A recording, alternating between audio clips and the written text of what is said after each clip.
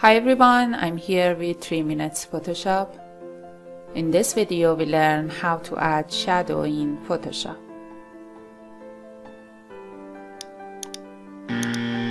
Instead of using brush tool, choose polygonal lasso tool, click on the image to set the straight point.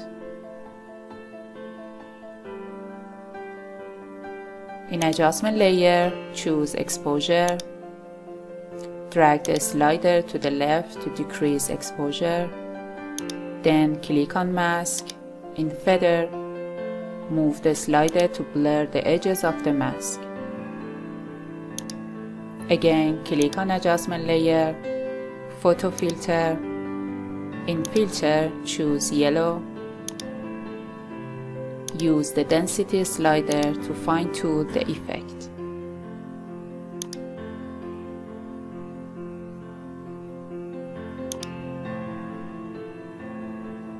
I hope you enjoyed this video.